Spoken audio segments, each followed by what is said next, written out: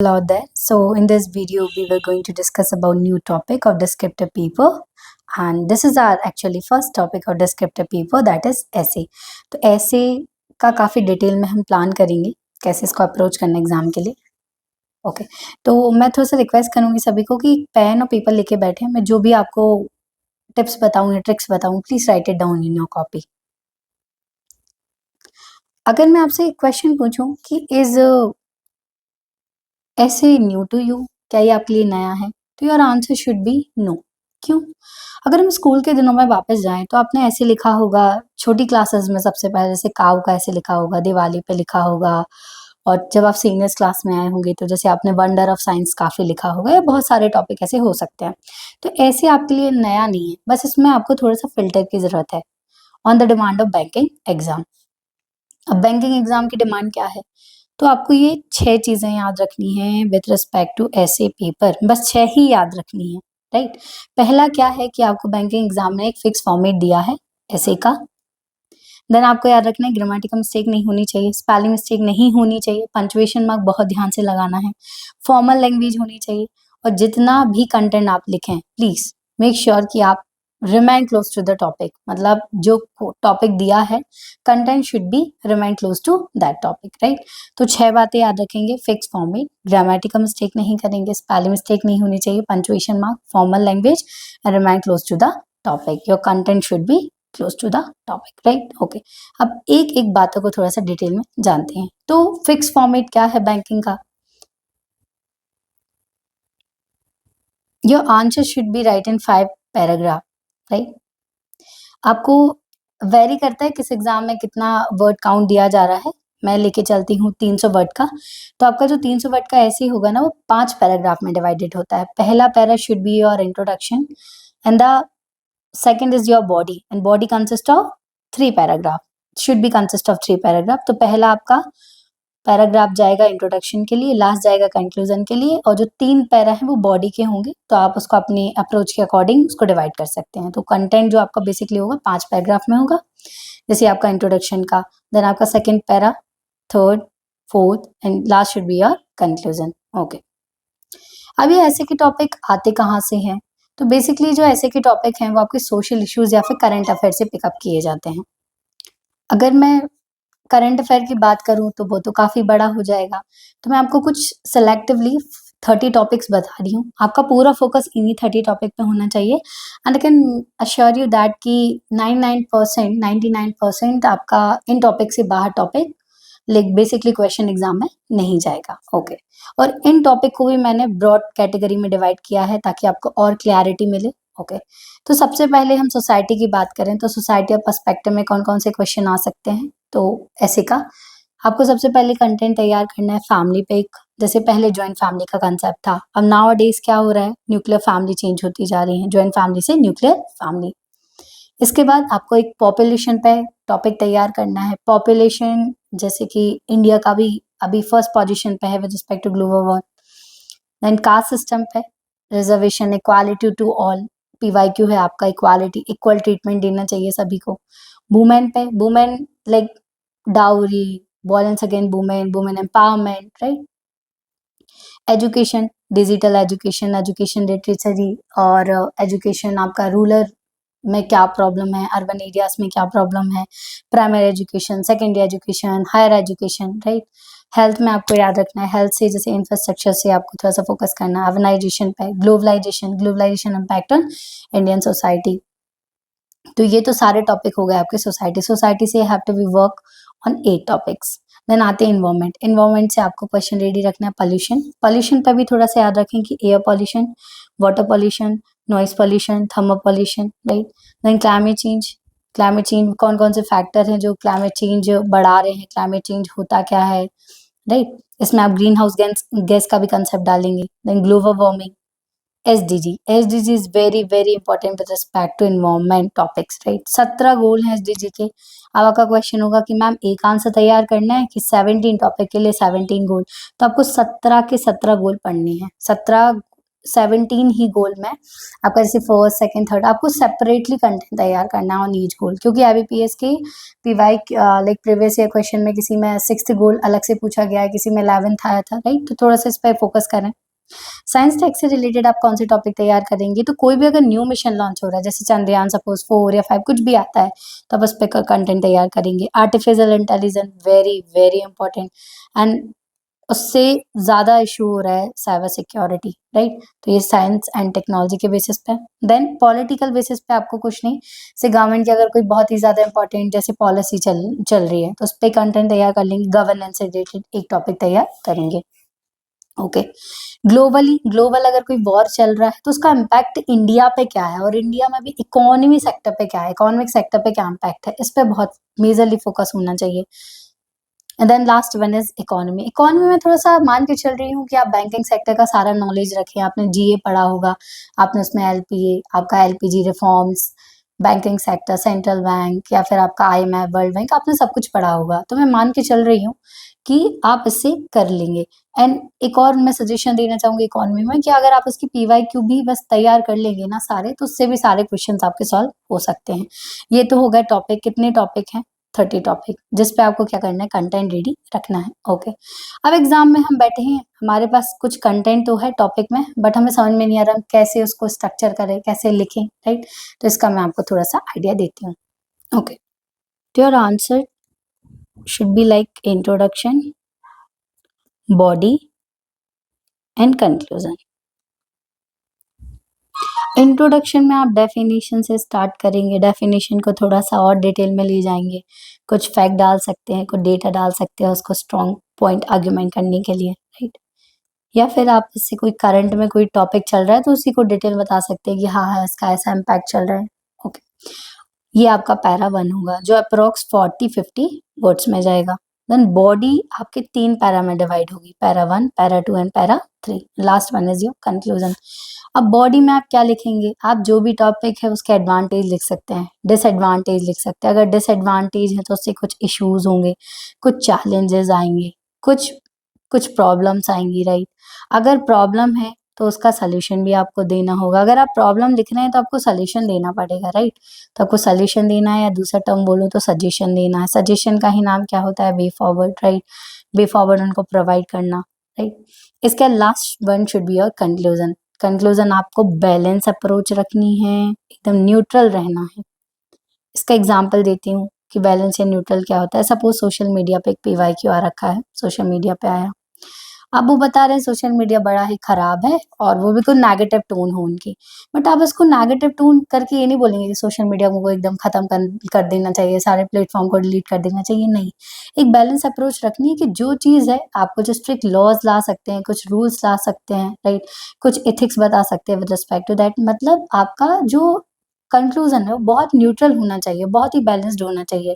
जैसे आपका AI है, you know that AI job ले रहा है और AI कितना फेक न्यूज़ फैलाता है, कितनी सारी प्रॉब्लम है AI से related, but you should be like balance here कि भाई है कि आप स्ट्रिक्ट रूल लेके आइए, आप एज वाइज आप इसको कंटेंट दे सकते हैं, राइट। तो आपको थोड़ा सा याद रखना है कि जो कंक्लूजन है should be your balance and neutral. अब थोड़ा सा बॉडी पे बात करते हैं। एक टर्म होता है दैट इज ब्रेनस्टॉर्मिंग।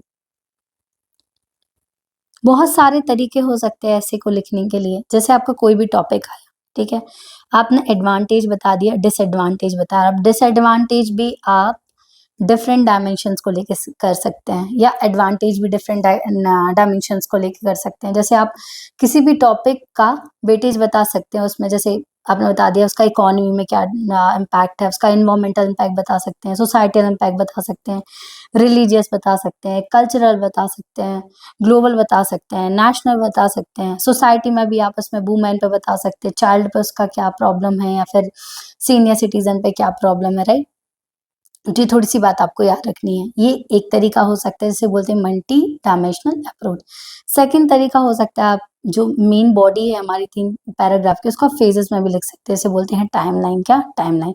जैसे पहले एंशिएंट टाइम में क्या था, फिर कुछ चेंजेस हुए, फिर मिडावल टाइम में क्या हुआ, फिर कुछ टेक्नोलॉजीज आई, मॉडर्न टाइम, अभी प्रेजेंट सिचुएशन क्या चल रही है।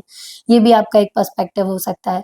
किसी भी टॉपिक को आप इंडिविजुअल बेसिस पे भी स्टार्ट कर सकते हो। उसका इंडिविजुअल इम्पैक्ट क्या है, फिर सोसाइटल पे इम्पैक्ट क्या है, फिर नेशनल इम्पैक्ट क्या है, फिर ग्लोबल इम्पैक्ट क्या है, राइट। ये भी हो सकता है। जैसे आप सजेशन दे रहे हैं, तो सजेशन में भी आप जैसे कि सजेशन कैसे देंगे, या तो इंफ्रास्ट्रक्चर की ज़रूरत होगी या फिर अवेयरनेस की कमी होगी, राइट। तो अवेयरनेस के लिए आप क्या बोल सकते हैं, कैंपेन कराइए, राइट। थोड़ा एडवर्टाइजमेंट प्रॉपर होनी चाहिए। तो आपको थोड़ा-सा ये क्या रखना है, जैसे कोई भी टॉपिक आया, मेरे पास कोई भी टॉपिक है, सोशल मीडिया है, मैंने फिर से ले लिया सोशल मीडिया। अब मैं इसका इंट्रोडक्शन लिखूँगी अपना कुछ 40-50 वर्ड्स में। उसके बाद मुझे बॉडी को 3 पैराग्राफ में डिवाइड करना है। तो पहले पैराग्राफ में उसका बहुत सारे एडवांटेज बता दूँगी, सेकंड में मैं डिसएडवांटेज बता दूँगी, और तीसरे प्रॉब्लम में डिसएडवांटेज के इश्यूज़ के बाद उसके सॉल्यूशन बता दूँगी, और लास्ट वन मेरा हो जाएगा कंक्लूजन। तो मैं इसको आराम से कंक्लूड करके एकदम न्यूट्रल बैलेंस अप्रोच दे दूँगी। तो ये आपको कोई भी टॉपिक है, आपको 30 सेकंड लेके एक छोटा, आपके पास एक व्हाइट कलर का पेपर दिया जाएगा, एक पेन रहेगा आपके पास, तो आपको 30 सेकंड लेके आप जो भी ऐसे टॉपिक स्टार्ट करने वाले हैं, प्लीज़ आप 30 सेकंड में उसका एक क्रोनोलॉजी बना लीजिए कि मेरा ये इंट्रोडक्शन होने वाला है, फिर मैं उसका एडवांटेज बताने वाला हूँ, डिसएडवांटेज में मल्टी डायमेंशन अप्रोच रख लूँगा कि पॉलिटिकल बता दूँगा, एनवायरनमेंट में क्या प्रॉब्लम है, इकोनॉमी में क्या प्रॉब्लम है, सोसाइटी में क्या प्रॉब्लम है। उसके बाद मैं उसके कुछ ऐसे सॉल्यूशन दे दूँगा और लास्ट में कंक्लूड करूँगा। तो ये आपको 30 सेकंड में पता होना चाहिए, ताकि आपके हाथ ना रुकें लिखते समय। I hope you understand what I am going to say. इससे क्या होगा, इससे आपका फ्लो नहीं टूटेगा, फ्लो ब्रेक नहीं होगा, आप कंटिन्यू कर सकते हैं जब तक आपका ऐसे फिनिश नहीं हो जाता। तो माइंड में याद रखना है, कोई भी टॉपिक सेलेक्ट कर रहे हैं आप, उसका एक 30 सेकंड में पूरा एक अप्रोच रखेंगे कि मेरा आंसर ऐसे स्टार्ट होगा और यहाँ पे फिनिश हो जाएगा। ओके, अब कुछ हम पीवाईक्यू चेक करते हैं। जैसे 2018 में सोशल मीडिया पे टॉपिक आया है, फिर से ऑनलाइन एजुकेशन, वही एजुकेशन पे आया है। इन्फ्लेशन डिफ्लेशन इकोनॉमी के टॉपिक है, फिर से सोशल मीडिया। देखिए 17 में आया, 18 में भी आया सोशल मीडिया, राइट। इकोनॉमी से है, natural resource, right. Creative thinking in business economy से रिलेटेड है। बीपीओ सेक्टर, टेक्नोलॉजी, टेक्नोलॉजी से रिलेटेड, साइंस टेक से रिलेटेड है।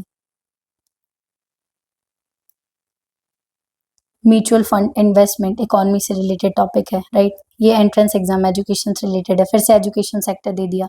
एनपीए इकोनॉमी से रिलेटेड है। मॉडर्न टेक्नोलॉजी साइंस टेक से रिलेटेड है। प्राइवेटाइजेशन इकोनॉमी एजुकेशन फिर आ गया। जेंडर स्टीरियोटाइप वुमेन से रिलेटेड है, सोसाइटी से रिलेटेड है। Pros and cons teaching education education से रिलेटेड है, राइट।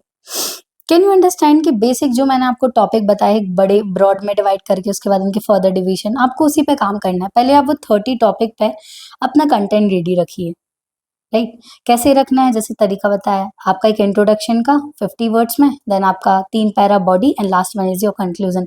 तो आपके 30 पेज के नोट्स तैयार होने चाहिए। ऐसे इसके लिए आपके पास एक कॉन्फिडेंस आएगा कि हाँ मुझसे बन रहा है, एंड देन आपको वही कीबोर्ड उठा के आपको उसको क्या करना है, स्पीड में लेके आना है। Let discuss one PYQ. Okay, so 5 minute में पीवाईक्यू डिस्कस करते हैं। जैसे अभी हमने देखा gender stereotype, okay. How do you know what is gender? Gender is a socially constructed term. Socially constructed term, okay. You know, sex is a biological term, और जो society ने इसको जो शेप दिया है कि वुमेन और मैन, कि आपके जो काम है वो डिवाइड कर दिए हैं कि मैन ये कर सकता है, वुमेन बस यही कर सकती हैं। इसी का सेक्स का जो सोशली कंस्ट्रक्टेड टर्म जो बना है वो है जेंडर, और उसी का क्या है, स्टेरियोटाइप। स्टेरियोटाइप होता है कि एक रिजिड बिलीव, एक इरेशनल ओवर जनरलाइज्ड, जो डिफरेंस नहीं समझता है, रिजिड सिस्टम बना दिया गया है कि आपका यही तरीका सही है, या फिर ये चीज से रिलेटेड यही बस हो सकता है, राइट। एक स्टेरियोटाइप, एक रिजिड सिस्टम बना देना, कोई चेंजेस नहीं उसमें, वो होता है स्टेरियोटाइप, राइट। जैसे हमने देख लिया कि घर के काम है वो सिर्फ वुमेन ही कर सकती है, एक जेंडर स्टेरियोटाइप है, या बाहर के काम से वो ही कर सकते हैं, ये भी एक जेंडर स्टेरियोटाइप है। तो जेंडर स्टेरियोटाइप से वुमेन्स के लिए नहीं होता, ये मेन के लिए भी इक्वल ही होता है, राइट। ओके, तो इसके पॉइंट डिस्कस करते हैं कि आप कैसे लिख सकते हैं। सबसे पहले आपने बता दिया कि gender refers to a socially constructed aspect of difference between man and women, right. Stereotyping की डेफिनेशन दे दी, it is a belief system which is rigid, irrational, over generalize and do not take individual difference under constitution. आप para, ये तो आपका introduction हो जाएगा, आप थोड़ा सा इसको और एनलार्ज करेंगे, देन आप पॉइंट दे सकते हैं पैराग्राफ 1 में। जेंडर स्टेरियोटाइप जैसे आपका वुमेन के स्पेक्ट्रम में, तो वुमेन को जैसे हम कैसे समझते हैं, एकदम केयरिंग एंड नर्चर होती हैं, सबकी केयर करती हैं, नर्चर करती हैं, तो हमने इनको क्या दे दिया, ऐसे स्टेरियोटाइप बन गया कि ये डोमेस्टिक काम करेंगी, बच्चे को यही संभालेंगी, जो बच्चों का केयर है ना यही कर सकती हैं बस। आपके पेरेंट्स नहीं, मतलब मेल नहीं कर सकते, ऐसे फीमेल ही कर सकते हैं बच्चे का केयर। क्यों? क्योंकि केयरिंग, ये स्टेरियोटाइप है, आपने सोच लिया बस यही केयरिंग और नर्चरिंग होती है। जैसे हमने देखा कि women are very good with soft skill, women बहुत स्लो बात करती हैं, सॉफ्ट स्किल्स होते हैं इनके पास, तो हमने इनसे क्या, इनको एक पिंक कॉलर टर्म होता है, एक पिंक कॉलर जॉब, राइट, एक पिंक कॉलर जॉब से हमने इन्हें लिंक कर दिया, राइट। जैसे कि nurse, nurse should be your female, most of, पहले तो यही था। एयर होस्टेस में वुमेन की प्रेफरेंस ज़्यादा होती है, या फिर आपने कहीं एचआर में देखा होगा तो वहाँ भी वुमेन को प्रेफर ज़्यादा किया जाता है। ये स्कूल की जो टीचर होती हैं, प्राइमरी टीचर, उनमें भी वुमेन को ही प्रेफर किया जाता है। तो ये जेंडर स्टेरियोटाइप है कि आपने ये सोच के रख लिया कि ये काम सिर्फ या तो मेल ही कर सकते हैं या फीमेल ही कर सकते हैं। तो जेंडर आपका कुछ भी हो सकता है स्टेरियोटाइप में, जैसे वही कि लड़के रोते नहीं और लड़कियां ज्यादा रोती हैं, ये भी स्टेरियोटाइप ही है, राइट। जैसे काफी ज्यादा देखा जाता है कि वुमेन को इरेशनल कंसिडर किया जाता है, इमोशनल ज्यादा होती हैं रदर देन रैशनल, इसलिए इन्हें घर के अंदर ही रहना चाहिए, राइट। इससे कंसेप्ट आता है ग्लास सीलिंग का, they are more emotional than rational, right. इसके बाद एक जेंडर स्टेरियोटाइप का पॉइंट हो सकता है कि men are more like women are more passive, more weak, right. तो इससे कारण से क्या है, violence again women, we know that कि वुमेन तो क्वेश्चन रेज ही नहीं करेंगी, तो काफी सारे वॉयलेंस भी क्रिएट होते हैं इससे। अब जो वॉयलेंस अगेन वुमेन है इज बिकॉज ऑफ पैट्रियार्की। हमारी सोसाइटी कैसी है, पैट्रियार्कल है, क्योंकि हम लोग पैट्री लीनिएज हैं, हम अपना सरनेम अपने पेरेंट्स से, अपने फादर से लेते हैं, और पैट्री लोकल मतलब हम किसके घर रहते हैं, अपने पेरेंट्स के, राइट। तो because of patriarchy there are so many rituals and caste system with respect to patriarchy. Suppose like जैसे डेथ होती है तो उसके बाद जो अग्निदान होता है या फिर अग्नि देनी होती है, वो भी आपका मेल ही देता है, राइट। तो बहुत सारे ऐसे रिचुअल्स हैं जो मेल से कनेक्ट किए गए हैं, that's why society is patriarchal. इसलिए भी वुमेन को कैसे समझा जाता है, छोटा, जैसे वुमेन है कंसिडर एज अ पराया धन, राइट। सबसे बड़ा इश्यू जो हमारे इंडिया में, दैट इज डाउरी। डाउरी के ही कारण जो हमारी वुमेन है ना, उसको एज अ बर्डन देखा जाता है। क्यों? वी नो दैट कि अगर एक शादी में एट कॉस्ट ऑफ 30 लाख, तो अगर किसी के घर 4 लड़कियां हैं तो आप समझ ही सकते हैं। तो ये ना बिकॉज ऑफ डाउरी ना women are considered as burden. अगर ये डाउरी सिस्टम रिमूव हो जाए ना, तो women get the equal right as a men. Can you observe कि ये बेसिक सी बातें हैं जो आपको भी पता है, मुझे भी पता है, बस हमें नहीं प्रॉपर इम्प्लीमेंट करके लिखना है कैसे में, ओके। एक और टॉपिक डिस्कस कर सकते हैं, PYQ आ रखा था, diversity of India, like unity in diversity. मैंने आपको एक मल्टी डायमेंशनल अप्रोच बताई हुई थी, राइट। इंट्रोडक्शन तो आप लिखेंगे कि इंडिया कैसे कल्चर, मतलब कितना रिच है हर कल्चर में, हर वेराइटीज में, राइट। अब मल्टी डायमेंशनल ऐसा लिख सकते हैं कि आप जब डाइवर्सिटी बताएंगे तो लिंग्विस्टिक डाइवर्सिटी बता सकते हैं, आप रिलीजियस डाइवर्सिटी बता सकते हैं, आप रीजनल डाइवर्सिटी बता सकते हैं, जैसे रेशियल डाइवर्सिटी बता सकते हैं। लिंग्विस्टिक में जैसे हमारे इंडिया में 16,000 से ज़्यादा लैंग्वेजेस बोली जाती हैं। रिलीजियस जैसे Buddhism, Jainism, Hinduism, Sikhism, like हमारे यहाँ आई थिंक कह सकते हैं इंडिया में सारे ही रिलीजन हैं, राइट। रीजनल में जैसे नॉर्थ वर्सेस साउथ, साउथ का like they consider themselves like as a separate from the India, है ना। रिलीजनल डाइवर्सिटी हो गई। इसके बाद रेशियल डाइवर्सिटी भी हो सकती है, राइट। जैसे travel area consider themselves as separate from India, okay. अब जैसे आप एक पैराग्राफ में बता सकते हैं कि क्या ये डाइवर्सिटी थ्रेट है नेशनल इंटीग्रेशन के लिए, हमें इसे कैसे प्रोटेक्ट करना चाहिए। Then you should be like unity in diversity को जस्टिफाई करेंगे कि कैसे हमारे इंडिया में कितना सारा डाइवर्सिटी है, उसके बाद भी हम यूनिटी में रहते हैं। तो आप इसमें कुछ इसके पॉजिटिव पॉइंट भी बताएंगे, उसके बाद कुछ डिसएडवांटेज भी बताएंगे, क्या क्या प्रॉब्लम्स हैं, उन प्रॉब्लम के क्या क्या सोल्यूशन हो सकते हैं, और लास्ट में आप इसको कंक्लूड कर देंगे, राइट। तो ऐसे लिखना बहुत बड़ी बात नहीं है, छोटा सा ही आपको थोड़ा सा कंटेंट पे काम करना है, थोड़ा सा आपको स्ट्रक्चरिंग पे काम करना है, और थोड़ी सी ही प्रैक्टिस, लाइक मैं ये नहीं बोलूँगी बहुत हार्ड है, आपको हल्का सा प्रैक्टिस करना है और आप ऐसे में बहुत अच्छे मार्क्स ला सकते हैं। सपोज हमारे 50 मार्क्स का आना है तो कैन इजली, लाइक अगर आप ग्रामेटिकल मिस्टेक, स्पेलिंग मिस्टेक ना करें तो इजली गेट द 13 और 14 मार्क्स। या it is possible, right?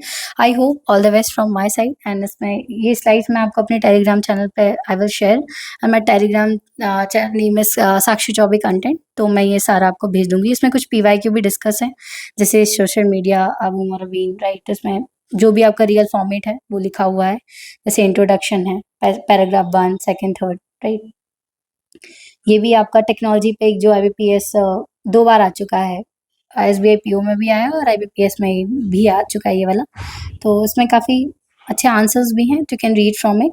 Okay, और जो भी मैंने आपको टॉपिक बताए हैं प्लीज़ आप इस पे मतलब काम करिए। आप ऐसा भी कर सकते हैं कि एक ऐसे 1 वीक में लिखने की भी आदत डाल सकते हैं। Okay, so thank you so much, all the very best. Meet you in the next video, and next video हमारी होने वाली है लेटर की। Thank you everyone.